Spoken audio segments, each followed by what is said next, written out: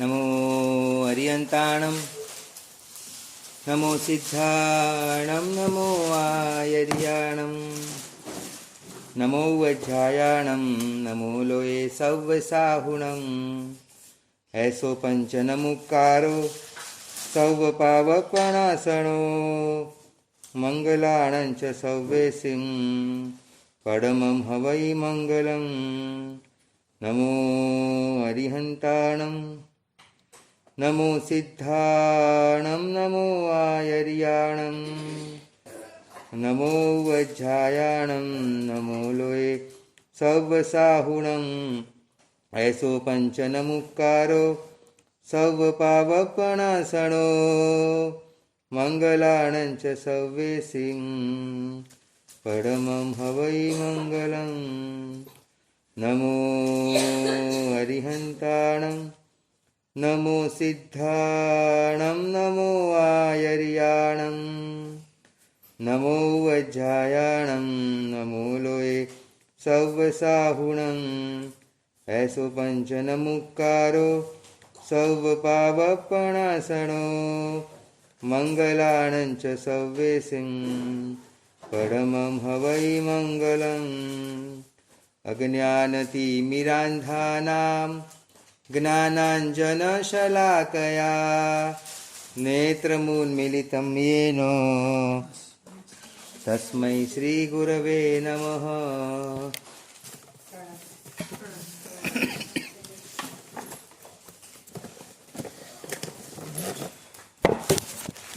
योग शतक एक अद्भुत मोक्ष मार्ग ने बतावनारो ग्रंथ।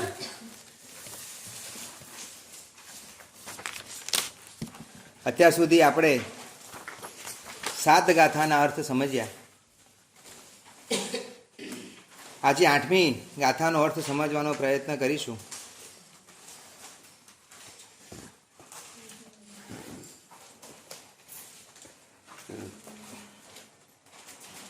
सात गाथा सुधी आपणे पीठिका बांधी भूमिका करी। 8મી गाथामां योगना अधिकारी जीवोनुं लक्षण बतावे छे। अहिकारिणो उवाएण होई सिद्धि समर्थ वत्थुम्मी फलपगरी स्वभावाओ विशेषो जोगमगम्मी।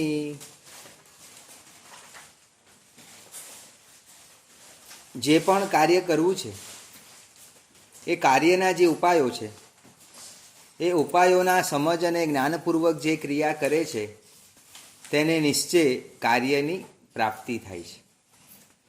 तमारे चा बनावी छे तो चा माटेना जे पण उपायो छे जे पण कारणो छे बधा उपस्थित करो पछी तमारे त्यां चा बने। चा बनाववा माटे शुं शुं जोईए? गैस जोईए, लाइटर जोईए, गैस अंदरनुं कनेक्शन जोईए, पछी तपेली जोईए, चा जोईए, पाणी जोईए, दूध जोईए, साकर जोईए, बनावनारी व्यक्ति जोईए, साणसी जोईए, हलाववा माटे डोयो जोईए। अरे केटली बधी सामग्री भेगी थाय त्यारे ज्यारे एक चा बने छे। एक घड़ो बनावो तो घड़ो बनाववा माटे पण केटली बधी सामग्री कुंभारने भेगी थाय त्यारे कुंभारमां ए माटीमांथी घड़ो बनावी शके छे। એટલે सम्यक रीते जे उपायो जे कारणो भेगा थया અને ભેગા થયેલા કારણો સમ્યક રીતે તમે જો ઉપયોગ કરો તો એના કારણે તમારે કાર્યની નિષ્પત્તિ કાર્યની સિદ્ધિ થાય છે। તેમ અહીં આપણને હરિભદ્ર સૂરી મહારાજા કહે છે કે આપણને સમ્યકત્વની પ્રાપ્તિ કરવી છે, સમ્યક જ્ઞાનની પ્રાપ્તિ કરવી છે અને સમ્યક ચારિત્રની પ્રાપ્તિ કરવી છે। તો એના જેટલા પણ ઉપાયો શાસ્ત્રમાં બતાવ્યા છે એ તમામે તમામ ઉપાયોનું તમે યથાયોગ્ય રીતે પાલન કરો, તમારા જીવનમાં યથાયોગ્ય રીતે તમે ઉતારો तो तमारा जीवन में पण सम्यक ज्ञान की प्राप्ति थशे, सम्यक दर्शन सम्यक ज्ञान की प्राप्ति थशे। एटले अहींया आगळी 8મી गाथानो गई वखते आपणे समजाव्यो तो लगभग 8મી गाथानो अर्थ आपणे तमने मैं 15 उपायो बताया था। कोण मोढे बोली जशे 15 उपायो? साहेब तमे बोली जाओ पहेला। हैं 15 उपायो गई वखते सरस समजाया था। तमारे मोक्ष मार्ग में तमारी आत्मा ने जोड़वी है, तमे तमारी जातने जीन शासन में जोड़वी है। तमने 15 स्टेप बताया था, 15 जुदा जुदा रस्ता बताव्या था। ए रस्ता खाली लखवा माटे नता बताया, कोईने कहेवा माटे नता बताया, पण आपणी जात में उतारवा माटे बताया था। ए 15 उपायो जे नता आया बीजामांथी लखी लेजो આપણી જિંદગીનો કોર્સ બનાવવાનો છે. આપણા જિંદગીભરનો એ કોર્સ બનાવવાનો છે. જે કલ્યાણ મિત્રોનો સંઘથી માંડીને તમને મેં જુદા જુદા 15 બતાવ્યા હતા, એ દરેકે દરેક આપણે યાદ રાખવાના, કંઠસ્થ રાખવાના છે. લખતા લખતા ચોપડીને કેવળ જ્ઞાન થઈ જશે. આપણો ચોપડો મોક્ષમાં પહોંચી જશે, પણ આપણે અત્યારે ત્યાં આપણા આત્માની પાટી પર લખવું છે.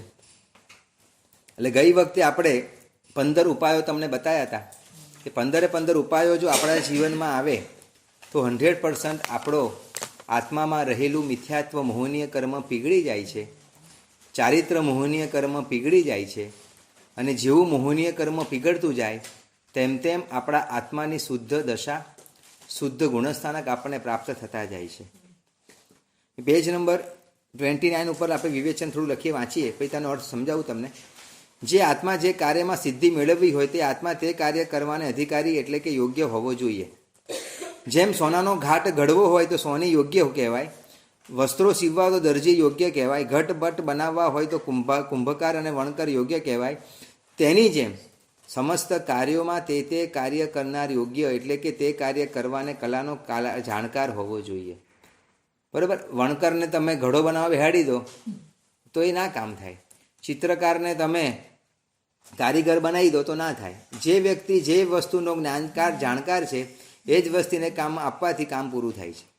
વળી જે કાર્ય કરવું હોય તેના કારણો શું તેની જાણકારી હોવી જોઈએ, અને તે કારણો પ્રાપ્ત કરીને કાર્યની સિદ્ધિ જેમ થાય તે રીતે તે કારણોનું યુંજન એટલે જોડવું કરનાર જોઈએ.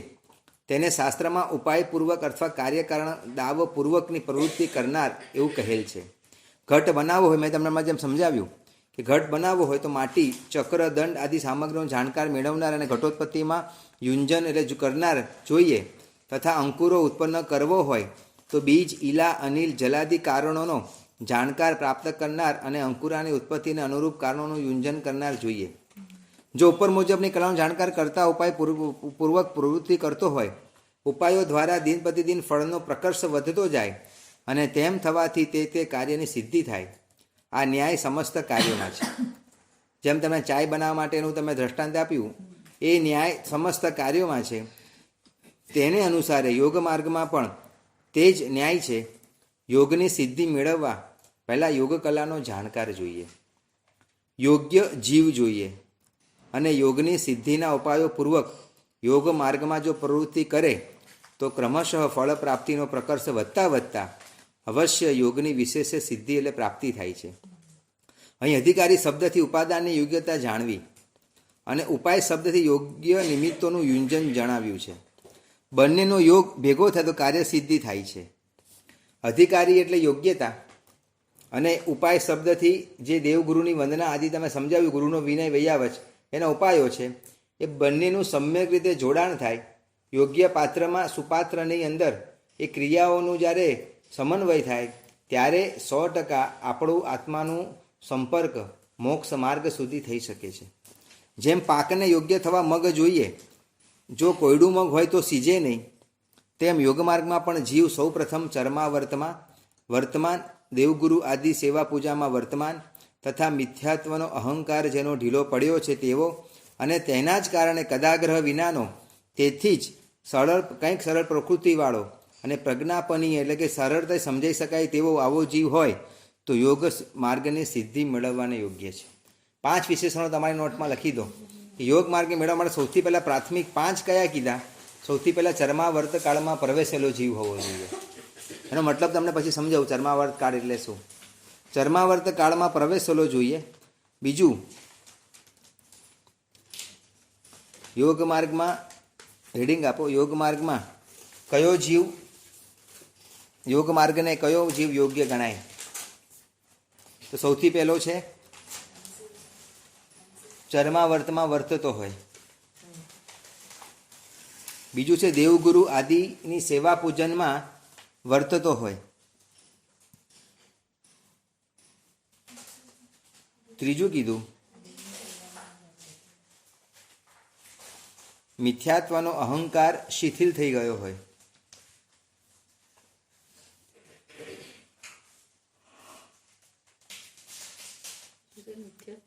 મિથ્યાત્વનો અહંકાર શિથિલ થઈ ગયો હોય. ચોથું કદાગ્રહ વિનાનો હોય.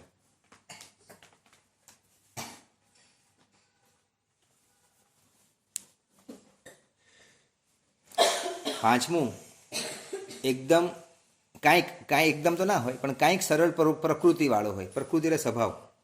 કાંઈક સરળ પ્રકૃતિવાળો હોય. અને છેલ્લે સુખે કરીને પ્રજ્ઞાપનીય હોય. સુખે કરીને પ્રજ્ઞાપનીય એટલે સુખથી સમજાવી શકાય તેવો હોય. સુખે કરીને તમને સમજી શકે, તમને સાંભળી શકે. બુદ્ધિ વગરનો ના હોય, તમારે જેવો પ્રાજ્ઞ હોય. એને કંઈ પણ વાત કરો દિમાગમાં ઉતરી જાય. આવો જીવ યોગ માર્ગમાં સિદ્ધિ મેળવવાને યોગ્ય થાય છે. આવો જીવ યોગ માર્ગમાં સિદ્ધિ મેળવવાને યોગ્ય થાય છે. સૌથી પહેલાં ઉપાદાન કારણ શું છે? જીવની યોગ્યતા. જીવની યોગ્યતા નહીં હોય અને ગમે તેટલી એ સાધના કરશે, બરાબર, તો એ કોયડું મગ તમે મૂકો, જેમ કાચું ને કાચું જ રહે, કોયડું મગ ક્યારે પણ સીઝે નહીં. બસ એ જ રીતે ઉપાદાન કારણ જો આપણી પાસે વિદ્યમાન ન હોય તો એ ઉપાદાન કારણ જ કામ વગરનું હોય. તમારી માટી સડી ગયેલી હોય તો તમારે માટી સડી ગયેલી કેવી રીતે તેમાંથી તમારે ઘડો બનવાનો છે. એટલે સૌથી પહેલું કારણ આપ્યું તમારા જીવની યોગ્યતા. પહેલું સ્ટેજ તમે પાર કરો પછી આગળના સ્ટેજનું વિચારવાનું છે. એમાં સૌથી પહેલું તમને કીધું કે ચર્માવર્ત કાળમાં જીવ પ્રવેશેલો જોઈએ. બોલો આમાંથી કોણ પ્રવેશેલું છે? ચર્માવર્ત કાળમાં જીવ પ્રવેશેલો હોય તો એ જીવને સૌથી પહેલી યોગ્યતા કીધી.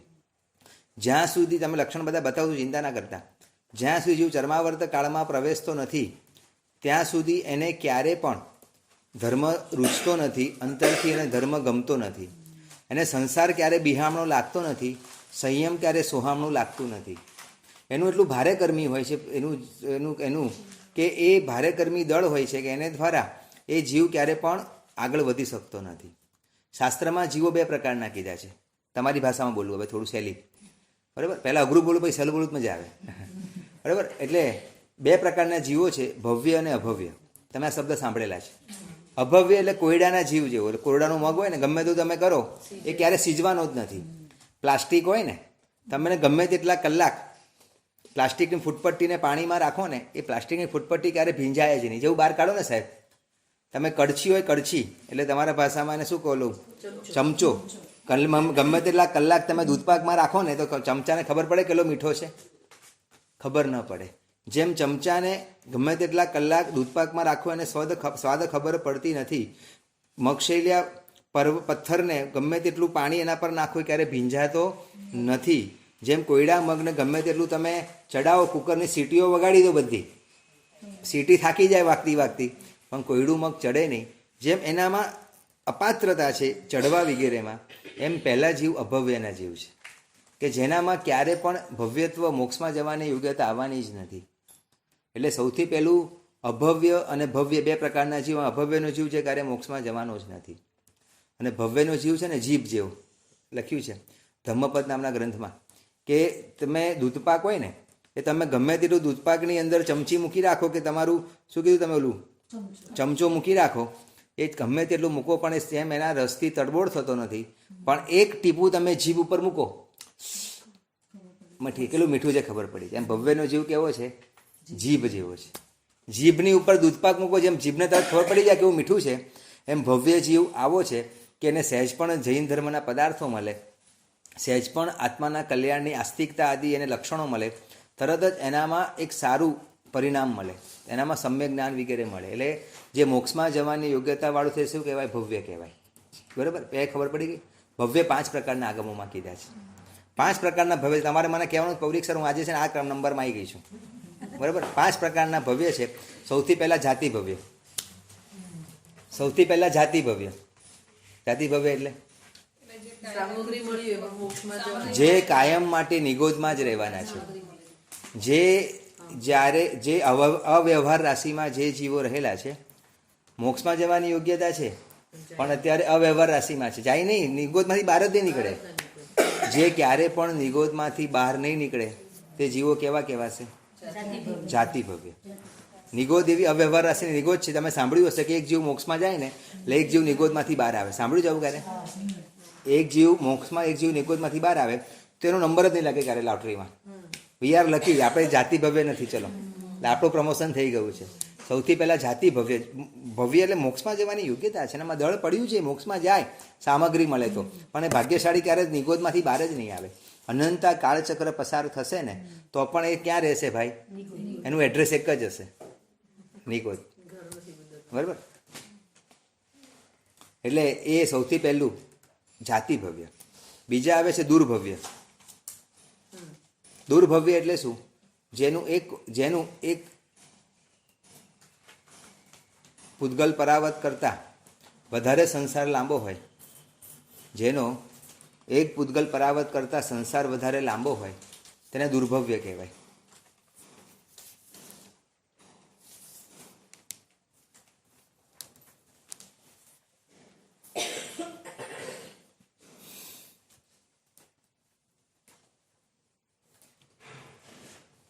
એક પૂતગલ પરાવર્ત બહુ મોટો કાળ છે.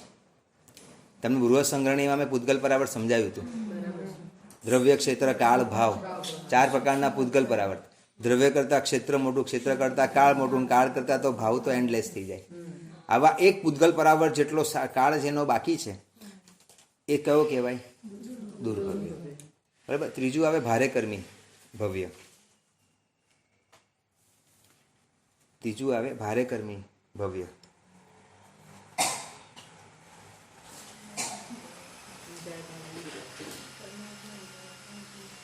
જેનો એક પૂતગલ પરાવત કરતાં ઓછો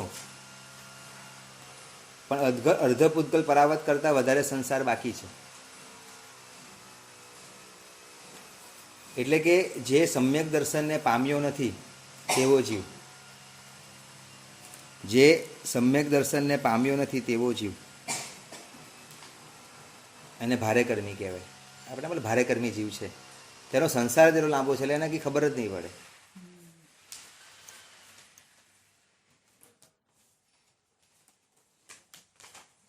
કેટલા થયા? 3 થયા. ચોથું લખો. હળુકર્મી, લઘુકર્મી ભવ્ય. લઘુકર્મી ભવ્ય. જે જીવ સમ્યક દર્શનને પામી ગયો છે તે લઘુકર્મી ભવ્ય.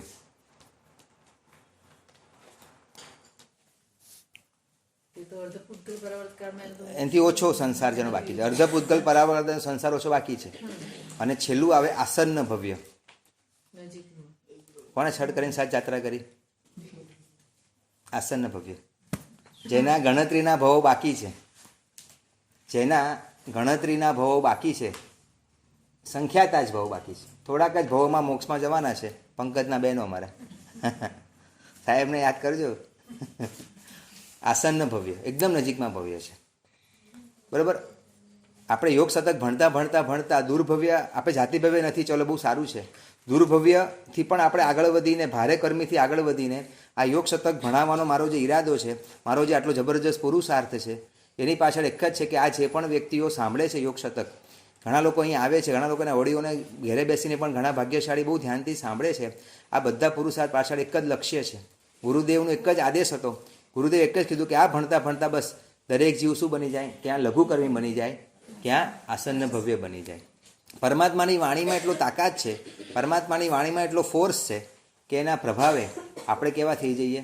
હળુકર્મી બની જઈએ, આસન્ન ભવ્ય બની જઈએ. એટલે આ પુરુષાર્થ જે આપણે શરૂ કર્યો છે, અહીંયા લખે છે સૌથી પહેલાં છેલ્લી 2 કક્ષાના જીવો હોય ને, છેલ્લી 2 એ જ મોક્ષ માર્ગ માટેના અધિકારી જીવો થાય. છેલ્લી 2 કયા કીધા આપને? હળુકર્મી અને હા, હળુકર્મી એટલે જે સમ્યક દર્શનને પામેલા જીવો છે એ જીવો કેવા થશે? તમારા માટે યોગ્ય થશે, અધિકારી થશે. એટલે એ જીવમાં સૌથી પહેલાં પાત્રતા કેળવવાનું કામ ગુરુએ કરવું પડે. પથ્થરમાંથી મૂર્તિ બનેલી રેડી ના મળે. શિલ્પીએ મહેનત કરવી પડે પથ્થરમાંથી મૂર્તિ બનાવવા માટે. બસ એ જ રીતે પટ પર ચિત્ર દોરેલું ના હોય, કુશળ ચિત્રકારે મહેનત કરવી પડે સુંદર ચિત્ર બનાવવા માટે, એમ ગુરુએ મહેનત કરવી પડે, ગુરુ ભગવંતોએ મહેનત કરવી પડે કે જે પણ ભવ્ય જીવો દેખાય છે સમાજમાં, એની આંખ સામે જે હળુકર્મી જીવો દેખાય છે, એની પાત્રતા પહેચાનીને એને પકડીને શું કરવા પડે? ઢંઢોળવા પડે અને એને શું કરવા પડે? સિદ્ધ સ્વરૂપી બને એ માટે પુરુષાર્થ આદરવો પડે. એટલે સૌથી પ્રાથમિક કારણ જે આવ્યું ને સમ્યક દર્શન. હમણાં મને એને પ્રશ્ન કર્યો કે સાહેબ આ સમ્યક દર્શન તમે બહુ બોલો છો શબ્દ, જ્યારે ત્યારે તમારા વડે પર આ શબ્દ ચાલતો હોય સમ્યક દર્શન પ્રાપ્ત થાય, પણ એની વ્યાખ્યા જ ખબર નથી મને. એની વ્યાખ્યા જ ખબર નથી. સમ્યક દર્શનની વ્યાખ્યા શું થાય? શું વ્યાખ્યા કહેશો? બોલો, એક વ્યાખ્યા બોલો. પૂર્ણિમાબેન, વ્યાખ્યા બોલો. સમ્યક દર્શન એટલે શું? તત્વના અર્થની શ્રદ્ધા તે સમ્યક દર્શન છે. અમારા તત્વાર્થ પર પીએચડી કર્યું દીપાબેને. તત્વાર્થ શ્રદ્ધાનામ સમ્યક દર્શનમ. બોલો, એક આવ્યું વ્યાખ્યા. બોલો ભાગ્યશાળીઓ. તમને આજે મારે 9 વ્યાખ્યા આપી છે. બહુ ઇઝીલી યાદ રહી જાય. તમે ઘરે જતા પણ બોલી શકશો. હે બરાબર? નવી વ્યાખ્યા આપણે 9 વ્યાખ્યાઓ છે સમ્યક દર્શનની. એ 9 વ્યાખ્યા તમે રમતા રમતા ચપટી વગાડતા આવડી જશે. એમાં એકાદ બે તમને પહેલાં લખાઈ હશે કોઈક વ્યાખ્યાનમાં, એમને વાતોમાં બહુ 4-5 વર્ષ પહેલાં કદાચ લખાઈ હશે, પણ આપણે એક રિફ્રેશ થઈ જાય. ઘણા બધા ભાગ્યશાળી નવા છે. તો સમ્યક દર્શન એટલે શું? સમ્યક દર્શનની વ્યાખ્યા શું? તો જ્યાં સુધી સમ્યક દર્શન પ્રાપ્ત થતું નથી ત્યાં સુધી આપણામાં મોક્ષમાં જવાની યોગ્યતા પ્રગટ થતી જ નથી.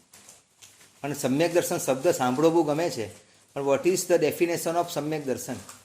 મારા જીવનમાં એવો કયો ધર્મ છે, મારા જીવનની એવી કઈ ક્રિયા છે, મારા જીવનનું એવું કયું સમ્યક જ્ઞાન છે જેને સમ્યક દર્શન કહી શકું? એવી શું મારી દ્રઢ શ્રદ્ધા છે, એવું મારા જીવનમાં કયું કર્તવ્ય હું કરું છું કે હું કહી શકું ના ખરેખર મને સમ્યકત્વની પ્રાપ્તિ થઈ છે? તો હવે 9 વ્યાખ્યા બતાવું છું. દરેક વ્યાખ્યામાં અલગ અલગ રીતે સમ્યક દર્શન સમજાયેલું છે. એમાંથી જે પણ વ્યાખ્યા તમને ગમે એ વ્યાખ્યાને રૂઢિચુસ્તપણે અત્યંત સાત્વિક પરિણામે તમે જો ગ્રહણ કરો કે હું જો ગ્રહણ કરું તો મારામાં પણ સમ્યક તો મળી ગયું. અને જેમ 100ની નોટ પર ઓલો રંગરાજનની સહી થાય ને, એટલે કાગળિયું શું થઈ જાય? 100 રૂપિયાની કિંમતનું થઈ જાય. એમ આપણો ભવ્યનો જીવ તો બધાનો છે, પણ સમ્યક દર્શનની સહી થઈ જાય એટલે આપણે પણ હળું કરમીને શું થઈ જઈએ? આસન્ન ભવ્ય બની જઈએ. સમ્યક દર્શનની સહી વગર કામ નહીં થાય. બરાબર? તમને લોકોને સાંભળવું છે સમ્યક દર્શનની વ્યાખ્યાઓ? તો લખો સમ્યક દર્શનની 9 વ્યાખ્યાઓ છે. સૌથી પહેલામાં 1 પ્રકારે છે, બીજામાં 2 પ્રકારે, ત્રીજામાં 3 પ્રકારે, ચોથામાં 4, પાંચમાં 5, છઠ્ઠામાં 6, સાતમામાં 7, આઠમાં 9માં 9 અલગ અલગ રીતે તમારા માટે શોધીને લાવ્યો છું. સૌથી પહેલું 1, તમેવ સચ્ચમ નિશંકમ જમ જીણેહિમ પવેયમ. તમેવ સચ્ચમ નિશંકમ જમ જીણેહિમ પવેયમ. તમેવ સચ્ચમ એટલે તે જ સાચું છે અને તે જ શંકા વગરનું છે જે મારા ભગવાને કહ્યું છે. અલગ અલગ રીતે કહે છે, મૂળ તો એક જ વસ્તુ થાય. બરાબર? એટલે ભગવાને જે કહ્યું તે જ સાચું અને શંકા વગરનું છે. આવી જે દ્રઢ શ્રદ્ધા તેનું નામ સમ્યક દર્શન. પરમાત્માએ કીધું કે રાત્રિ પૂજન નહીં કરવાનું ને નહીં કરવાનું. ઘણા કે હવે તો 12 બટાકા ઉગે છે, કે વેલ ઉપર બટાકા ઉગે છે. મને એક જણ કે રાજકોટમાં કે આખો વેલ ઉગાડ્યું બટાકા, તો ખવાય કે ના ખવાય? મેં કોઈને બટાકા કહેવાય એટલે ના ખવાય. ભલે ભક્ષ કે અભક્ષ મને ખબર નથી, પરંતુ એની અંદર નામ આવ્યું ને તમારે ખાતા એવો સ્વાદ આવે છે, એની બુદ્ધિ થાય છે, તમારે ખાવ એટલે ભાવથી પણ શું થઈ ગઈ? તમારી હિંસા થઈ ગઈ. શાસ્ત્રમાં લખ્યું છે કે કેળા ખાતા પણ વિચારવાનું કે બટાકાની જગ્યાએ વાપર્યું છે, તો કેળાની પણ બાધા લઈ લેવાની. તમે બટાકાની વિચાર કરો કે ભાજી ખાઈ છે, ભાજી પાઉં શાક. હા, ભાવ ભક્ષ. એટલે એમાં કેવું કુમારપાળ રાજાને ઘેબર ખાતા માંસનો સ્વાદ હતો ને, તો કલિકાલ સર્વકે તમને માંસ ખાધાનું પાપ લાગી ગયું, ઘેબરની બાધા લઈ લીધી. બસ એ જ રીતે પરમાત્માએ જે કીધું એ સાચું છે. એ જે પણ વસ્તુ હું સમજું છું એ સાચું છે, છોડવાની વાત નથી કરતો, ખાલી સાચું માનવાની વાત છે. હું રાત્રિ ભોજન કરું છું, બીજા નંબરની વાત છે. રાત્રિ ભોજન પાપ છે, મારે માનવું એ 1 નંબરની વાત છે. મારા પરમાત્માએ કીધું 32 અભક્ષ નહીં ખાવાના, 22 અનંતકાય, 32 અભક્ષ બરાબર, 22 અભક્ષ અને 32 અનંતકાય એ નહીં ખાવાના. બરાબર? એટલે પહેલું આ કીધું.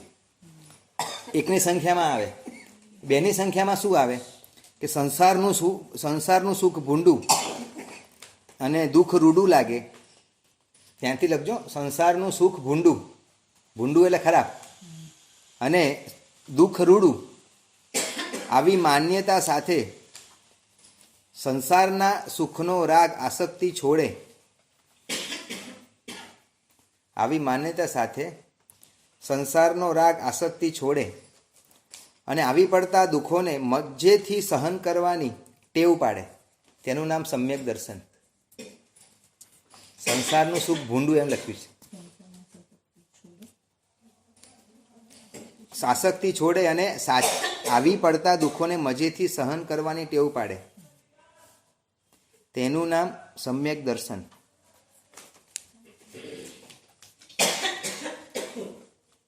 ચક્રવર્તીઓને 6 ખંડ જીત્યા પછી પણ સંયમ જીવન લે છે, એટલા માટે કે સંસારનું સુખ શું લાગે છે ને? ભૂંડું એટલે ખરાબ લાગે છે. અને દુઃખ રૂડું લાગે. જેટલી પણ તકલીફ પડે ને એટલી વધારે સામે ચાલીને પરિસહોને શું કરે? સહન કરે. આપણે ત્યાં 22 પરિસહો આવે છે. એમાં સ્ત્રી પરિસહ અને પ્રજ્ઞા પરિસહ બેને સહન નથી કરવાના, બેનેથી દૂર ભાગી જવાનું છે. બાકીના 20 પરિસહોને શું કરો? સામે ચાલીને 22માંથી 20 જે પરિસહો છે સામેથી જેમ સહન કરો એટલે એને તકલીફ પડે, કષ્ટ પડે, એને શું લાગે? રૂડું લાગે. તો સમ્યક દર્શન આવ્યું. પણ દુઃખ ભૂંડું લાગે. હું એક જ દુઃખી છું, બરાબર. આખા સમાજમાં વિચારી, આમ મને કે પૌરિકભાઈ ઉપયોગ મૂકીએ ને, અમારા સમાજમાં આટલે મને સૌથી વધારે તકલીફવાળું કોણ હશે? હવે આખું દુનિયા વિચારતું કે આના જેવું સુખી ભાઈ કોઈ નથી, બરાબર. એટલે આપણને કેવું લાગે? જ્યાં અભાવ હોય ને તેમાં જ આપણને શું લાગે? મજા લાગે. આપણી પાસે જીવનનો આનંદ ન લેતા હોઈએ. ગુરુદેવ ઘણીવાર દ્રષ્ટાંત આપતા હતા. એ દ્રષ્ટાંત એવું મગજમાં બેસી ગયું. જે દિવસે દ્રષ્ટાંત સાંભળ્યું ને ત્યારથી ખરેખર આમ લાગ્યું કે મિથ્યાત્વ પીગળી ગયું. સાહેબ એકવાર વ્યાખ્યાનમાં પ્રવચનમાં વાત કરીને કીધું કે એક રાજાની રાણી હતી. એ રાજમહેલમાં બેઠી છે, ઝરૂખામાં બેઠી છે. સામે દૂર એક ઝૂંપડપટ્ટી દેખાય છે. ઝૂંપડપટ્ટીમાં એક ગરીબ બાઈ છે, 6-7 છોકરા રમી રહ્યા છે. એના બધા નાગા પૂકા છોકરાઓ રમી રહ્યા છે. એકને ઢોર મારે છે, એક તોફાન કરે છે. એટલે રાજાની રાણી બેઠે બેઠે વિચારે કેવી નસીબદાર બાઈ છે કે 6 બાળકો મળ્યા છે, 6 દીકરાઓ મળ્યા છે. મને એક ખોળે ખોલનાર એક બાળક નથી આપ્યું ભગવાને. નસીબદારને કેટલા બાળક મળ્યા છે? 6 બાળક. કેવી નસીબ પુણ્યવંત સ્ત્રી છે. અને ઓલી ગરીબ હતી ને એ બેટી રાણીને જુએ છે, કેવી જલસા કરે છે કે સારું, મારે તો છોકરાના પોટીમાં એમાંથી નથી આવતી, મારું એના ધોતિયા જોવામાંથી જ, મારે લંગોટિયામાંથી ઊંચી નથી આવતી. ને આ કેવું 3 ટાઈમ ખાઈને રેડીને બેસી રહેવાનું. આને આ સુખી લાગે છે, આને આ સુખી લાગે છે. એટલે જ્યારે મિથ્યાત્વ હોય ને, એ મિથ્યાત્વ હંમેશા સામેવાળાના હાથમાં રહેલા કાંડામાં રહેલી ઘડિયાળ આકર્ષક લાગે. સમ્યક્ત પ્રાપ્ત થયેલો જે જીવ હોય એની એટલી સ્થિત પ્રજ્ઞતા આવી ગઈ હોય, એટલું તત્વજ્ઞાન એને હૃદયમાં સ્પર્શ કરી ગયું હોય કે જેના દ્વારા એના જીવનમાં કંઈ પણ કષ્ટ આવે તો તે એનાથી આનંદ અનુભવે કે સારું થયું, અશુભ કર્મ ઉદયમાં આવી રહ્યું છે, નિર્જરા પામી રહ્યું છે, બસ મારે એને શું કરવું છે? આઉટપુટ આપવાનું છે. એને મારે, તમે ઉલટાનું શું કરો છો? અટકાવી દો, સત્તામાં રાખો છો, એને ભોગવી દેવાનું છે. અને સુખ આવે તો શું મને માનવાનું છે? ભૂંડું લાગે છે. સુખ એને ગમે નહીં. સંસારનું સુખ ભૂંડું લાગે અને દુઃખ રૂડું લાગે, તેનું નામ સમ્યક દર્શન. તમે શૈણિક મહારાજનું દ્રષ્ટાંત તમને પહેલાં આપ્યું હતું. શાહિક સમકીતી છે.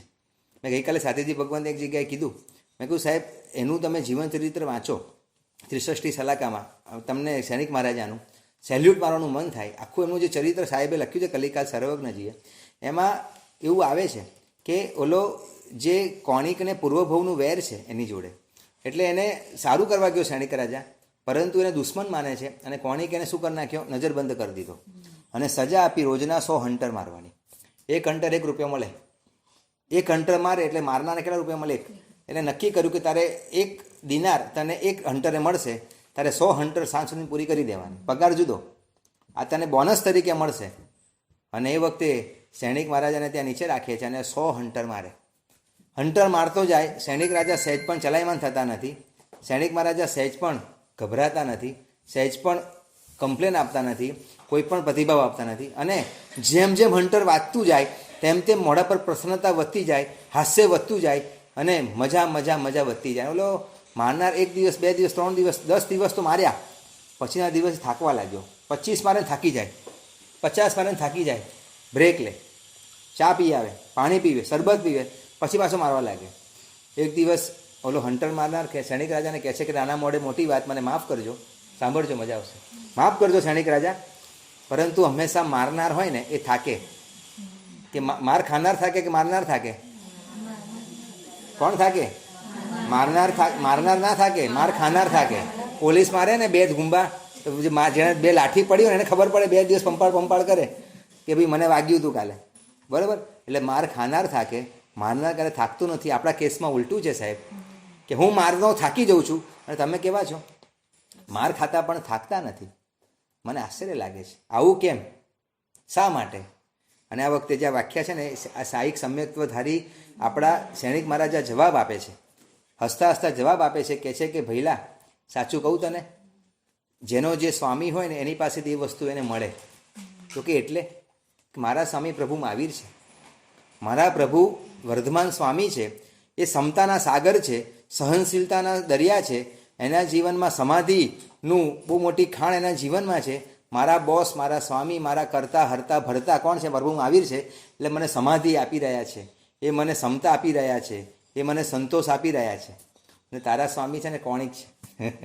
એટલે કોણિક તને એવું લાગે પૈસા ઓછા પડે. સારું, આ તો પૈસા લેતા 1 રૂપિયો તો કંઈ ના કહેવાય.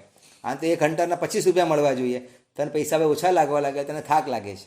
તો તારો સ્વામી છે ને એ દુઃખ અને એ આક્રંદોનો સ્વામી છે, તને શું મળશે? એ જ મળશે. મારો સ્વામી પ્રભુ મહાવીર છે, મને એ મળશે. એટલે દુઃખ શું લાગે? રૂડું લાગે. અને એ વખતે કહે છે કે મારા મહાવીરે કીધું છે કે સૈનિક, પહેલી નરકના પહેલા પ્રતારમાં તારો જન્મ થવાનો છે. 84,000 વર્ષનું આયુષ્ય તારે ભોગવવાનું છે. પરમાત્માના મોડે દેશનામાં હજારો વાર પરમાત્માએ નરકના દુઃખોનું વર્ણન કર્યું છે. સાંભળતા આંખમાં આંસુ મને આવ્યા છે. અત્યારે હું એટલા માટે હેપી છું કે નેટ પ્રેક્ટિસ થઈ રહી છે. નેટ પ્રેક્ટિસ થઈ રહી છે અહીંયા ગાડી. હા, હન્ટર મારે છે, મારે સમાધિમાં રહેવાનું છે. પરમાધામી મને હન્ટરો મારી રહ્યા છે. વિચારું છું નરકના દુઃખોની સામે આ દુઃખ તો ખાલી 1 સેકન્ડનું પણ નથી, અલ્પ છે. ક્ષેત્ર વેદના નથી, પરસ્પર કુલ વેદના નથી, ખાલી એક હન્ટર મને મારે છે, પરમાત્મા મારી, એવું વિચારી રહ્યો છું. એટલે મારા અનંતા પાપ રાશિને ખતમ કરવાનું નિમિત્ત તું મને બની રહ્યો છે. ઉપકારીની ભાવના કોણિક પ્રત્યે અને તારા પ્રત્યે લાવી રહ્યો છું. મારું મન સહેજ પણ ડગતું નથી, પણ મને જેમ જેમ ફટકા પડે છે તેમ તેમ મને લાગે છે કે મારા નરકના જેટલા પણ દુઃખો છે હું ઉદ્રીણા કરીને વહેલા ખપાઈ રહ્યો છું. એટલે મને દુઃખ કેવું લાગી રહ્યું છે? રૂડું લાગી રહ્યું છે. એ સમ્યક્તની સૌથી પહેલી છાપ છે કે ક્યારેય દુઃખથી દૂર ભાગે નહીં. બરાબર, 3 લખી રાખો. સમ્યક્તિ કેવો હોય? મારે કોઈને દુઃખ દેવું નથી, મારે દુઃખથી દૂર ભાગવું નથી, મારે નવું દુઃખ વાવવું નથી. એના જીવનમાં 3 લક્ષણ હોય. મારે કોઈને દુઃખ દેવું નથી, મારે દુઃખથી દૂર ભાગવું નથી, અને મારે નવું દુઃખ વાવવું નથી. આ 3 વસ્તુ આપણા સાધના જીવનનો સાર છે. મારે કોઈને દુઃખ દેવું નથી, મારે દુઃખથી દૂર ભાગવું નથી, મારે નવું દુઃખ વાવવું નથી. વાવવું એટલે બરાબર, નવું એનું રિઝલ્ટ મળે એવું કોઈ પાપ મારે કરવું નથી ટૂંકમાં, તેથી મને દુઃખ પ્રાપ્ત થાય. બીજું ખ્યાલ આવી ગયું સાહેબ? હા તો પાડો. ત્રીજું આવે છે 3 પોઈન્ટ. ત્રીજા 3 પ્રકારે સમ્યક દર્શનની વ્યાખ્યા શાસ્ત્રમાં લખી છે. છોડવા જેવો સંસાર લાગે, લેવા જેવું સંયમ લાગે, અને મેળવવા જેવો મોક્ષ લાગે, તેનું નામ સમ્યક દર્શન. છોડવા જેવો સંસાર લાગે, લેવા જેવું સંયમ લાગે, અને મેળવવા જેવો મોક્ષ. આ ત્રિપદી જેના હૈયામાં અસ્થિ મજ્જા જેવી બની ગઈ હોય તે સમ્યક દર્શન. આપણને આ બધું ઉપાસનામાં લાગે સાચું, પણ ઘરે જઈને આપણે જ વોટ્સઅપમાં લાખો કલાકો ચેટિંગ કરીએ, આખી મેચ બેઠા જોઈએ, એ આપણે જ સંસારના બધા કામો કરીએ. દેરાસર ઉપાસનામાં ડાયા ડમરા જેવા થઈ જાય છે. મેળવવા જેવો સંસાર, લેવા જેવો સંયમ લાગે. પણ જ્યારે તમે ઘરની અંદર પણ હો ત્યારે તમારું અંતરનું જ્ઞાન ચક્ષુ ખુલ્લા હોય, વૈરાગ્ય ચક્ષુ ખુલ્લા હોય, વિવેક ચક્ષુ તમારા ખુલ્લા હોય, ત્યાં જઈને પણ તમને ભૌતિક સુખ ભોગવતી વખતે પણ જો આ છોડવા જેવો સંસારને લેવા જેવો સંયમ લાગે, તમે લાગે ખરું કોઈ તમારું અપમાન કરીને જાય ને ત્યારે લાગે સારું દેવ દીક્ષા લેવા જેવી હતી, ક્યાં પૈણી, ખોટી પૈણી આ, ત્યારે લાગે. પણ ઘરવાળા સરસ 10,000ની સાડી અપાવે કે 10,000નો ડ્રેસ અપાવે તમારે, વાહ વાહ આજે બહુ સારું લાગ્યું આજે લગ્ન કરીને. એ જ્યારે વસ્તુ સુખવાળી વસ્તુ તમને મળતી હોય ને તે વખતે પણ જો આ સંસાર હેય લાગે ને ત્યારે આપણું સમ્યક્ત્વ કેવું ગણાશે? સાચું લાગે, આપણું અંદર ઇન્વોલ્વમેન્ટ ના આવે. એ 3 પોઈન્ટ યાદ રહી ગયું. પછી 4 પ્રકારે સંસાર.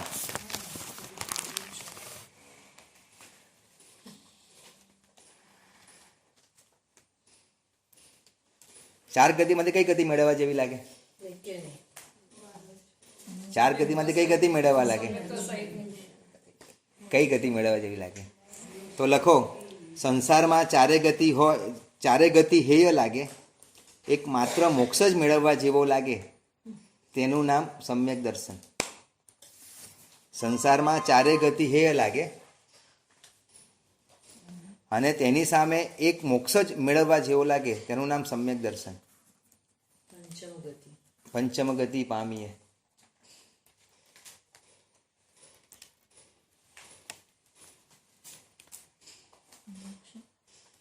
જીવ એવું ના વિચારે કે મને દેવગતિ મળે, મને સુખ મળે. એનું ટાર્ગેટ તો શું હોય? મોક્ષ ગતિ જ હોય. હમણાં એક જગ્યાએ પ્રશ્ન કર્યો, સદગતિ અને દુર્ગતિની વ્યાખ્યા.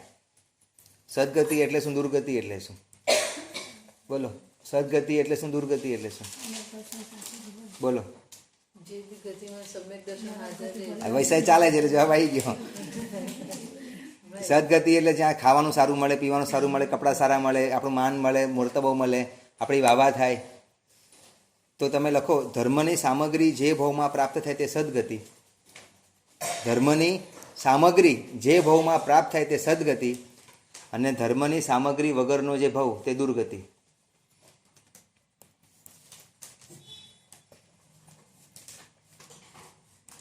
નરકની અંદર પણ જો ધર્મની સામગ્રી પ્રાપ્ત થાય તમારા માટે સદગતિ છે. અને 9મા ગ્રેવિયકમાં ગયા ને સાહેબ, 9મા ગ્રેવિયક શ્રેષ્ઠ સુખી કહેવાય, પણ ત્યાં ધર્મની સામગ્રી નથી, નૌકાર યાદ નથી આવતો, તો એ 9મા ગ્રેવિયકનું સુખ પણ કેવું કહેવાય તમારા માટે? બોલો. કોણ સદગતિમાં, દુર્ગતિમાં કેટલા અહીંયા? બધા સદગતિવાળા જ છે સાહેબ, બરાબર? કે અમે ધર્મની સામગ્રી આપણે બાય ડિફોલ્ટ મળી ગઈ છે, બરાબર? એટલે ચોથા નંબરનું છે, ચાર ગતિમય સંસાર હેય લાગે અને એકમાત્ર મોક્ષ કેવો લાગે? ઉપાદેય લાગે, મેળવવા જેવો લાગે, તે કહેવાય. પછી 5 પ્રકારે સમ્યક દર્શન. 5 પ્રકારના મિથ્યાત્વનો જે ત્યાગ કરે તેનું નામ સમ્યક દર્શન.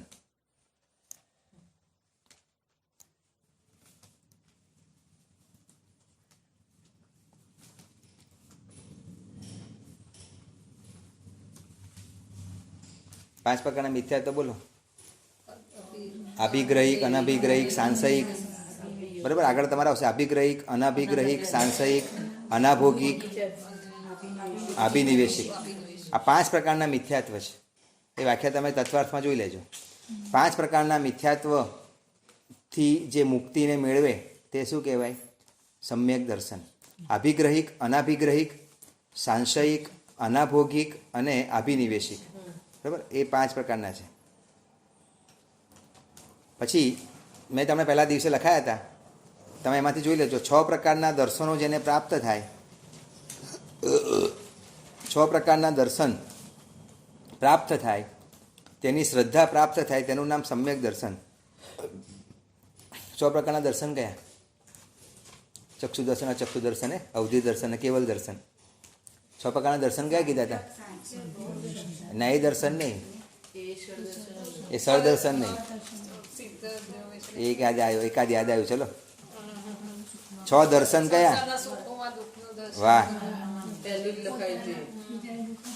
સંસારના ભૌતિક સુખમાં ભવિષ્યના દુઃખના દર્શન, સંસારની પ્રત્યેક પ્રવૃત્તિમાં જીવ વિરાટના દર્શન, તમામ પ્રકારના દુઃખમાં કર્મ નિર્જરાના દર્શન, શરીરમાં રહેલા આત્માના દર્શન, સામેવાળા જીવમાં રહેલા આત્મ સમાનતાના દર્શન, એટલે જ્યાં પણ જાય ત્યાં માથે અનંત સિદ્ધોના દર્શન. આ 6 દર્શન આગળ લખાયા હતા, તમારે આગળ ચોપડી ફેંચજો થોડી, બરાબર? એ જે દર્શન મળે 6 પ્રકારનું જે દર્શન, તે સમ્યક દર્શન કહેવાય છે. હવે 7 પ્રકારનું સમ્યક્ત્વ. થોડું તત્વજ્ઞાન પણ આવે છે. 4 અનંતાનુબંધી અને દર્શનત્રિક. આ 7 મોહનીયનો સ્વયોપશમ અથવા ક્ષય જેને પ્રાપ્ત થાય તેનું નામ સમ્યક દર્શન. અનંતાનુબંધી 4 અને દર્શનત્રિક એને દર્શન સપ્તક કહેવાય. આ દર્શન સપ્તકનો ક્ષય અથવા સ્વયોપશમ જેને પ્રાપ્ત થાય.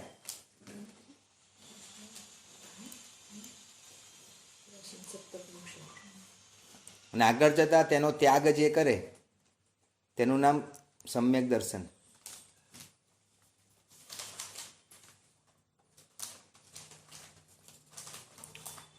8 પ્રકારે.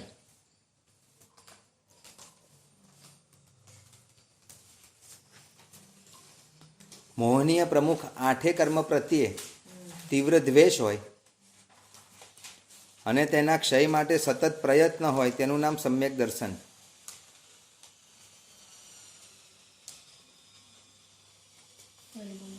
મોહનીય પ્રમુખ 8 કર્મ પ્રત્યે તીવ્ર દ્વેષ હોય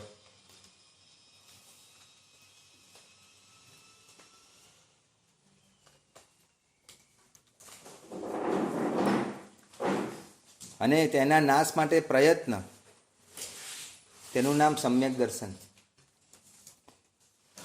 આવતી વખતે મોઢે પૂછીશ બધાને, એટલે આપણે પેનને કેવળ જ્ઞાન થઈ જશે લખતા લખતા. સપક શ્રેણી માંડી પેને એવું નથી કરવાનું. આપણે આ હૃદયમાં ઉતારવાનું છે. અને છેલ્લું 8મું આવી ગયું ને, અને તેના નાશ માટે પ્રયત્ન કરે. આયુષ્યનો નાશનો પ્રયત્ન આપણે નથી કરવાનો, પણ મોહની આદિ જે 4 ઘાતી કર્મો છે ને એનો ક્ષયનો આપણે મહેનત કરવાની છે. ભલે 8 કર્મ લખ્યું, પણ પુરુષાર્થ આપણો શેના માટે હોય? 4 ઘાતી કર્મના ક્ષય માટે. તમે જ્ઞાનની આરાધના કરો જ્ઞાનાવરણ્ય માટે, ભગવાનની પૂજા સેવા કરો એ દર્શનાવરણ્યના ક્ષય માટે, તમે ચારિત્રમાં સામાયિક વિકરેલો હોય ચારિત્ર મુનિના ક્ષય માટે, અને 8મ કર્યો તમે અત્યારે પાર્શ્વનાથ ભગવાનનો એ શેના માટે?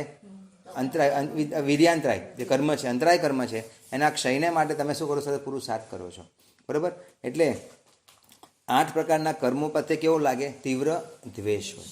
એમાં 4 કર્મ જે જ્ઞાનાવરણ્ય વગેરે છે એને નાશ કરવા માટે સતત ઉદ્યમવંત હોય, નવા બંધાય નહીં, અને જે બંધાયેલા છે એને ક્ષય કરવા માટે સતત પુરુષાર્થવંત હોય. અને છેલ્લું 9મું જે તમે સૌથી પહેલું બોલ્યા કે 9 તત્વોની ઉપરની જે શ્રદ્ધા, બરાબર? તત્વાર શ્રદ્ધાનામ સમ્યક દર્શનમ. 9 તત્વ ઉપરની યથાર્થ શ્રદ્ધા તેનું નામ સમ્યક દર્શન.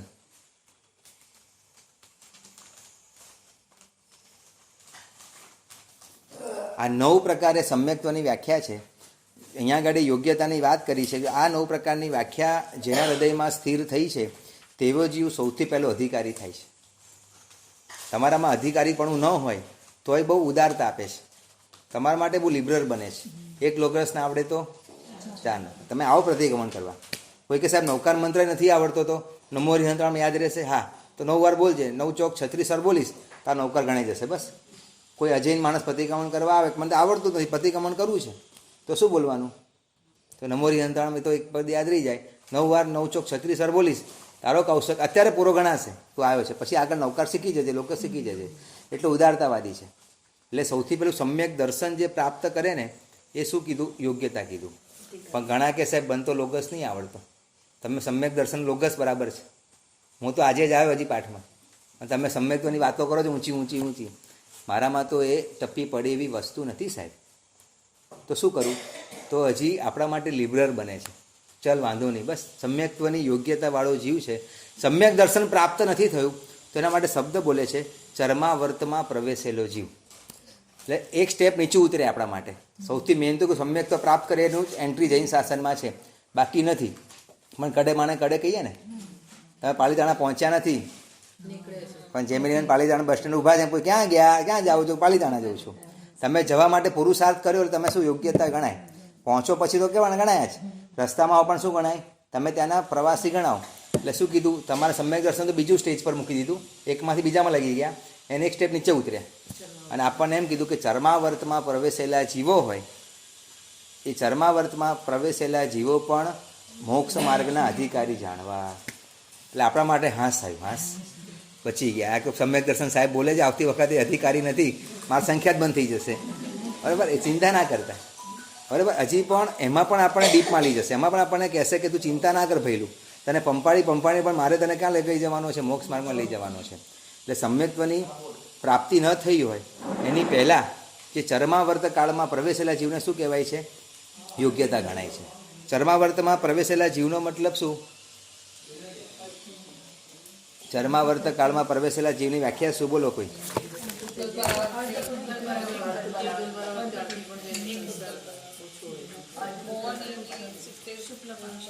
શું શુક્લ? હવે આગ્રા આગ્રા શબ્દો બોલો, અમને આવડે એવા શબ્દો બોલો ભાઈ, બોલો. આ પુનર્બંધક કહેવાય છે. ચર્માવર્તમાં પ્રવેશેલા જીવો. What is the mean of ચર્માવર્તમાં પ્રવેશેલા જીવો. પેલું સાહેબ આવે છે તો લખી લો, જે જીવનું પરિભ્રમણ એક પૂતગલ પરાવર્ત કરતાં ઓછું હોય સંસારમાં, જે જીવોનું સંસારમાં પરિભ્રમણ એક પૂતગલ પરાવર્ત કરતાં ઓછું હોય તે ચર્માવર્ત કહેવાય. હા, પણ એમાંથી પણ આગળ હવે બસ સમ્યક તો તરફ જઈ રહ્યો છે, હળુકર્મી તરફ જઈ રહ્યો છે, હળુકર્મી બનવા તરફ જઈ રહ્યો છે. હવે એનું સંસાર પરિભ્રમણ બાકી નથી.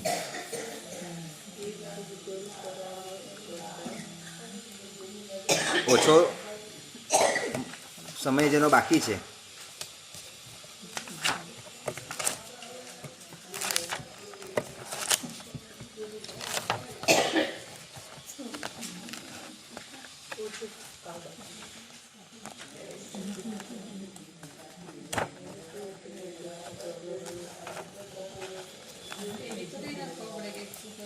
બસ એ એટલા માટે ભણવાનું જ આપણે ગ્રંથ, બરાબર. અથવા બીજું પણ કહી શકાય કે જે અપુનર્બંધક જીવો છે, અપુનર્બંધક જીવો, બીજી વ્યાખ્યા ચર્માવર્તમાં પ્રવેશેલા જીવોની સાથે જે જીવો અપુનર્બંધક છે, એટલે મોહનીયની ઉત્કૃષ્ટ સ્થિતિ જે ફરીથી બાંધવાના નથી.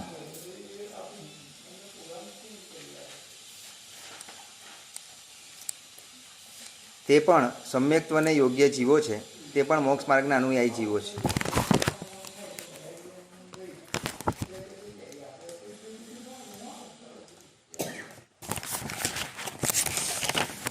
બરોબર. એટલે આઠમી વ્યાખ્યામાં આપણને, આઠમી ગાથામાં આપણને આ સમજાવ્યું કે સૌથી પહેલાં પાત્રતા હોય એ જીવ જ મોક્ષ માર્ગમાં જોડી શકે છે. એમાં 4 જીવ પાત્ર તમે લખી લો, તમારી જીવન ફરીથી લખી લો. 4 પાત્ર જીવો છે.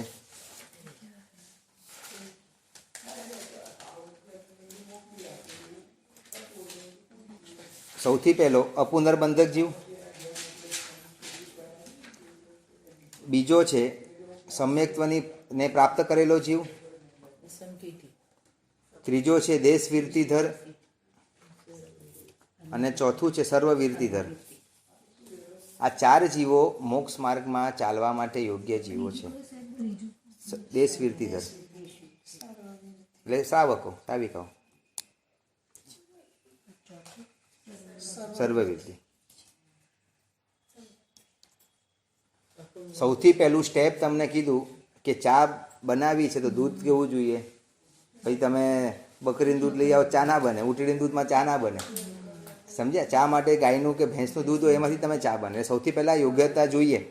એમ પાત્રતા સૌથી પહેલી બતાવી. જ્યાં સુધી પાત્રતા જીવમાં ન હોય ત્યાં સુધી એ જીવ આગળ વધી શકતો જ નથી, બરાબર. તમારે ત્યાં પણ કોઈ સ્કૂલમાં એડમિશન લેવું હોય, બરાબર, તો એમાં શું કરે, પહેલાં પાત્રતા જોઈએ. આઈએસ ઓફિસર બનાવવું હોય તો એના માટે સીધું બેહાડી દે કોઈને. એની એક્ઝામ્સ લેવાય, એની મૌખિક એક્ઝામ, પ્રેક્ટિકલ એક્ઝામ, કેટલી બધી એક્ઝામ પાસ થાય પછી શું થાય એ એના માટે યોગ્ય ગણાય. બસ એ જ રીતે અહીંયા 8મી ગાથામાં પેજ નંબર 30 છે. એ 30માં મેં તમને જે વાત કરી એ જ વસ્તુ સમજાવે છે કે મગના પાકની ક્રિયામાં જેમ જેમ સમય જાય તેમ તેમ પ્રથમ અલ્પ પાક, વધુ પાક, અતિ વધુ પાક એમ થતાં પ્રાય 30 મિનિટમાં મગ સંપૂર્ણપણે સીજી જાય છે. તમે મૂગ જ્યારે સવારે પલાળી દો તમે, બરાબર, સીધા પલાળી રાખો. 9 વાગે મગ કરવાના છે તો 7 વાગે ઉઠીને તમે પલાળી દો, અડધો કલાક પલળવા દો, એટલે એમાં થોડી પોચાશ થઈ. પછી તમે ગેસમાં મૂકો અને ગેસ ચાલુ કરો. 30 મિનિટ મગ ચડતા થાય તો પહેલી મિનિટ કરતાં બીજી મિનિટે મગ થોડા સારા સીજ્યા હશે, બીજી કરતાં જે સારા સીજ્યા હશે. એમ ક્રમશઃ 30 મિનિટ તમે ગેસ બંધ કર્યો, 10 મિનિટ તમે મૂકી રાખો, પછી સીજવા દો થોડા, પછી તમે કાઢો એકદમ ચડી ગયા હોય. પછી એ જ રીતે જીવનું જ્યારે મોક્ષ તરફ ગમન થાય તેની 9 જુદી જુદી અવસ્થાઓ બતાવી છે. એ 9 અવસ્થાઓમાં છેલ્લે એ મોક્ષ સુધી પહોંચી જશે. એ 9 અવસ્થાઓ કે તમારી ચોપડીમાં લખેલી છે. સૌથી પહેલું અપુનર્બંધક અવસ્થા, પહેલું સ્ટેપ તે બતાવ્યું. જ્યાં સુધી મોહનીયની ઉત્કૃષ્ટિથી વધારે વાર નહીં બાંધે એ અપુનર્બંધક. તમે કહો ખબર કેવી રીતે પડે અપુનર્બંધક છે?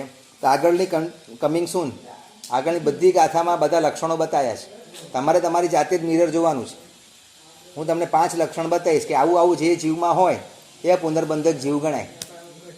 તમારે તમારી જાતે રાત્રે સૂતા પહેલાં વિચારવાનું, કોઈ આજુબાજુ હોવું ના જોઈએ. પ્રમાણિકતાથી વિચારવાનું. તમે લોકો હા સર આમાં પાસ આપણે, ચલો પછી નેક્સ્ટ ટાઈમ તમને સમ્યક દર્શનની વિશેષતા બતાવીશ. કે આવા લક્ષણ જેમાં હોય જીવ સમ્યક્તા પામેલો છે, એમાં કહો સાહેબ પામી ગયો છું, યસ, પછી તમે દેશવીરતીના લક્ષણ બતાવીશ, અને હા સાહેબ દેશવીરતી પણ આવી ગઈ છે, એટલે કે તમે દીક્ષાને યોગ્ય છો, સંયમને યોગ્ય છો. બીજું ગ્રંથિભેદ થાય તો સમ્યક્તાની પ્રાપ્તિ થાય, તો દેશ ચારિત્રની પ્રાપ્તિ થાય, પછી સર્વવીરતીની પ્રાપ્તિ થાય. આગળ જતાં 8મા 9મા 10મા અને 12મા ગુણસ્થાને સપક્ષણી થાય, 12મા ગુણસ્થાન વિતરાગ અવસ્થા આવે, 13મા ગુણસ્થાને કે કેવળ જ્ઞાનની અવસ્થા આવે, અને છેલ્લે અયોગી બનીને તમે કેવા બની જાઓ? મોક્ષના સિદ્ધના જીવ બની જાઓ. હા, 12મા ગુણસ્થાને કે વિતરાગ અવસ્થા આવે. હા, મોહનીય 10માં જતું રહે, એટલે 12મે ગુણસ્થાને કે શું ગણાય? વિતરાગ અવસ્થા. તમને કેવળ જ્ઞાનની પ્રાપ્તિ 13મે ગુણસ્થાનકે થાય, અને અંતે 14મે ગુણસ્થાનકે અયોગી અવસ્થાની પ્રાપ્તિ થાય, અને તમે પણ કેવા બની જાઓ સાહેબ? સિદ્ધ સ્વરૂપી બની જાઓ. એટલે આજે આપણે પાત્રતા ભણ્યા કે કયો જીવ યોગ માર્ગને યોગ્ય જ ગણાય. તો જે જીવમાં પાત્રતા હોય, યોગ્યતા હોય તે જ ગણાય. તો 4 વ્યક્તિ પાત્ર છે: અપુનર્બંધક જીવો, દેશવીરતી સર્વવીરતી સમકિતધારી જીવો, દેશવીરતીધર જીવો, સર્વવીરતીધર જીવો. એમાં આપણે અપુનર્બંધકમાં આવી ગયા છે. આપણને પાપ નવી તીવ્ર ભાવે કરે. સૌથી પહેલું લક્ષણ તમને આજે કહી દઉં, બરાબર? આપણું જે સદ્યામાં સમજાવ્યું હતું, જે પાપ તીવ્ર ભાવે ન કરે. અને મેચ જોવી છે, બહુ શોખ છે, પણ એકદમ આસક્તિપૂર્વક ક્યારેય ન જુએ, બરાબર? અને પિક્ચર જોવા જવું છે થિયેટરમાં, પણ ક્યારે આસક્તિપૂર્વક આમ એકદમ અજ્ઞાન આમ અંધારું બને, આંધાપી ના બને. એ ગયા પછી પણ એને ખૂંચે, આત્મામાં ડંખ લાગે, this is not good, this is not fair. હું આ કરું છું, ઠીક છે, મારે કરવું પડે છે, પણ આ મારા આત્માથી હું દૂર જઈ રહ્યો છું, મારી શુદ્ધ અવસ્થાથી દૂર જઈ રહ્યો છું. આઈ એમ ડુઈંગ સમથિંગ રોંગ. હું કંઈક મારા આત્માને પાપથી મલિન કરી રહ્યો છું, એવો ડંખ એને જેને સતત ખટકે ને, તો સમજવાનું તમે આ પુનર્બંધક છો. માર સાહેબ તો બોલે રાખે, પંડિતજી બોલે રાખે, કઈ વાયનું કામ છે, બરાબર? આ ભાવ મીઠા પર અભાવ કોને દીઠા, એવું વિચારીએ. કોઈ પણ પ્રકારનું પાપનો પક્ષપાત ન હોય, અને એકદમ નિર્ધ્વંસ પરિણામે જો આપણે કર્મ કરતા હોઈએ, તો હજી આપણે આ પુનર્બંધકમાં નથી આવ્યા. પણ કોઈ પણ પ્રકારના પાપ કરતાં આપણા આત્મા ધ્રુજે. આમ કહેવાય ગુરુદેવ સ્વિચ પાડતા પણ શું થાય? હાથ ધ્રુજે. નળ ચાલુ કરતાં, પાણીનો નળ કરતાં પણ ધ્રુજે કે અમારા અસંખ્યાતા જીવોની વિરાધના કરવી પડે છે. મિચ્છામી દુકડમ નમો સિદ્ધાણમ કરીને શું કરે? નળ ચાલુ કરે. કેટલા સિદ્ધના જીવ અંદર હશે ને હું તો મારી રહ્યો છું. ગેસ ચાલુ કરતાં અમારી બહેનો શું કરે? પૂંછતા પૂંછતા બોલે નમો સિદ્ધાણમ. અગ્નિકાયમાં પણ સિદ્ધના જીવો દેખાય મારા બહેનોને, બરાબર? પાપ પ્રત્યે શું હોય? ડંખ હોય. પાપ પ્રત્યે એકદમ ભય હોય. એ જે જીવો હોય એ અપુનર્બંધક કહેવાય. જેઓ મોહનીના બાંધવાના નથી. અને બિનદાસ કોઈ પણ જૈના વગરનું જીવન હોય તો આપણે વિચારવાનું કે ખરેખર મારું જીવન આવું છે, મારામાં પાપ કરતાં સહેજ પણ ડર નથી, પાપ કોઠે પડી ગયું છે, અને સહેજ પણ મને ભય નથી લાગતો, તો ખરેખર મારું આત્મા હજી સંસારમાં રઝળપટ્ટી કરવાનો છે, હજી મારે સંસારમાં રખડવાનું છે. આ તમારી યોગ્યતા ક્રિએટ કરવી હોય તો સૌથી પહેલું પાપનો ડર. પાપ તીવ્ર ભાવે કરવું જ નહીં, કરવું પડે. તીવ્ર ભાવ એકદમ ઉદ્વેગ ભાવથી કરે જ નહીં. જેમ બરાબર કોઈ શિકારી શિકાર કરે પછી કરે, આપણા જેવો કોઈ શિકારી નહીં, પાપ તો કર્યું અનુમોદ ના કરે પાછળ. એમ કોઈ પણ પાપની કર્યા પહેલાં અહોભાવ ના હોય, કરતી વખતે આનંદ ભાવ ના હોય, કર્યા પછી અનુમોદનનો ભાવ ના હોય, તે પાપ તીવ્ર ભાવે ગણાય. તીવ્ર ભાવે પાપ કોને કહેવાય? કે પાપ કરતાં પહેલાં આનંદનો ભાવ હોય, અહોભાવ હોય. હું તો છે ને પિક્ચર જોવા જઈ રહ્યો છું, હું તો આ જગ્યાએ રિસોર્ટ છે ને ત્યાં જઈ રહ્યો છું, કરતાં પહેલાં અહોભાવ હોય. હું ફરવા થાઈલેન્ડ જઈ રહ્યો છું, હું તો યુએસએ આમ ફરવા જઈ વર્લ્ડ ટૂર જઈ રહ્યો છું, કરતી વખતે આનંદનો ભાવ હોય. આપણા જેવું બસ કોઈ નથી. આપણે જેવું ફેસબુકમાં આપણે અહીંયા છીએ ત્યાં કોઈ પહોંચ્યું નથી. આ જગ્યાએ જઈએ, કરતી વખતે કેવો ભાવ છે, અને કર્યા પછી અનુમોદનાનો ભાવ હોય. ઘરે જઈને બસ જબરજસ્ત મજા આવી ગઈ, અહીંયા હતું, અહીંયાથી હતું, આ શૂટમાં ઉતર્યા હતા, અને આ ગયા હતા, ત્યાં ગયા હતા. આ 3 જેનામાં તે પાપ કેવું કહેવાય? તીવ્ર ભાવે કહેવાય. કરતાં પહેલાં અહોભાવ, કર્યા બાદ આનંદનો ભાવ, અને કર્યા પછી અનુમોદનાનો ભાવ. કોઈ અનુમોદના ના હોય, કોઈ એને એ કહે નહીં, ઠીક જઈએ, ઠીક છે, પતી ગયું. કૈવલ્ય જ્ઞાનીનો પર્યાય તો પૂરો થઈ ગયો, પતી ગયું બસ. પણ એના મનમાં એવું કોઈ પણ ક્યુરિયોસિટી ના હોય, કોઈને કહેવાની કે ના હોય, નોર્મલી એની અનુમોદના ના હોય, તો પાપ તીવ્ર ભાવે ન કરે, બરાબર? એટલે કોઈ પણ આપણે આરંભ સમારંભ કરીએ એ કરતી વખતે તીવ્ર ભાવ નથી લાવવો, તો આ 3 વિશેષણવાળું આપણું પાપ ન હોવું જોઈએ. કયા 3 વિશેષણો કીધા? કરતાં પહેલાં પણ આપણો ધર્મ કેવો હોય ખબર છે? આવો હોય. કરતાં પહેલાં અહોભાવ. હા, આજે શનિવારે પાઠમાં જવાનું છે, હું તો સવારે ખુશ હોઉં. શનિવારે બુધવાર મને કે તમે ફ્રેશ ક્યારે હો પૌરિકભાઈ? હું બુધવારે શનિવારે એકદમ ફ્રેશ હોઉં. સવારથી વિચાર આવતા યોગ સતકમાં આજે શું બોલવાનું, શું બોલીશ, શું કરીશ, આખો દિવસ મગજ એ જ ચાલતું હોય, મગજમાં જ કન્ટિન્યુ ચાલતું હોય કે યોગ સતકના ક્લાસમાં શું બોલીશ. એટલે પાઠમાં આપણે ધર્મ કરીએ, શંખેશ્વર જઈએ, અઠ્ઠમ કરીએ, કરતાં પહેલાં આવો ભાવ હોય, કરતી વખતે આનંદનો ભાવ, કર્યા પછી ઘરે જઈને અનુમોદનાનો ભાવ. આ જો ધર્મ કરો, ધર્મ આપણો તીવ્ર ભાવે થઈ ગયો. આ ધર્મનું 100% ફળ મળે અને એ ધર્મ પુનઃનુબંધી પુણ્ય બંધાવે. બરાબર, પુનઃનુબંધી પુણ્ય બંધાવે. એટલે આ રીતે આપણી યોગ્યતા છે જ, આપણા પર બહુ ભગવાને ઉપકાર કર્યો છે, બહુ કરુણા રાખી છે કે છેલ્લે અપુનર્બંધક અવસ્થા મૂકી દીધી એટલે આપણે જોઈન થઈ ગયા, લાઈનમાં ઊભા છીએ, કૃપયા પ્રતીક્ષા કીજીએ, આપ કતાર મેં. પણ આપણો નંબર છે, વી આર નોમિની, આપણે એના માટે યોગ્યતા છે. અપુનર્બંધક જીવ આપણે છીએ જ, એમાં કોઈ શંકાને સ્થાન નથી. કોઈ પાપ રાશી માસીને આપણે કરતા નથી, કોઈ પણ એવો સંસાર પ્રત્યેનો આપણને આસક્તિનો પરિણામ નથી, ધર્મ પ્રત્યે કૃતજ્ઞતા ભાવ છે. તો આવો પરિણામ આપણા હૃદયમાં પ્રગટ થયો છે કે હું હવે કેવો છું, આજથી મોક્ષ માટે યોગ્ય છું. આજે આરતી લખાવજો તમારા નામે, કોઈ સારું કામ થાય એટલે લખાવો ને. હા, તો શેના માટે? કે મોક્ષમાં જવાની યોગ્યતા મળવા બદલ. આજે મોક્ષમાં જવાની યોગ્યતા મળી ગઈ એટલા માટે શું કર્યું છે? આંગી છે. બરાબર, આપણે ત્યાં દર્શનની આરાધના બહુ થાય. કોઈ તપો હે હા આપી દો, આનંદ ઘરે જઈને છે ને, તમે ઘરે જઈને ચરોલાથી પૂંજો અને નાચજો. હા, આપણે આંબેલની પાર્ટી આપીશું. આપણે શબ્દ લોકભોગે વાપરવાનું, કરવાનું આપણે જે કરવું હોય.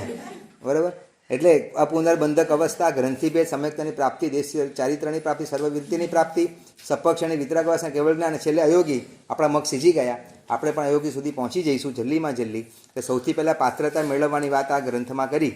જ્યાં સુધી પાત્રતા નથી મળતી ત્યાં સુધી આપણું કલ્યાણ નથી. હવે આ જ જે આપણને પાત્રતા બતાવ્યા, તો કયા કયા જીવો પાત્ર છે એના નામ બતાવશે અને એના લક્ષણો તરત બતાવશે કે આપણે આવતી વખતે એને લઈશું. બરાબર, આજે આટલું રાખીએ છીએ. 8મી ગાથા પતી ગઈ તમારી આજે. એ જાણવા જેવું હતું, બોલો મારા લાયક. જેના વિરુદ્ધ કંઈ પણ બોલું ઈચ્છામી દુકડમ સર્વમંગલ માંગલ્યમ સર્વકરણ કારણમ પ્રધાનમ સર્વધર્માણમ જૈનમ જયતિ શાસનમ.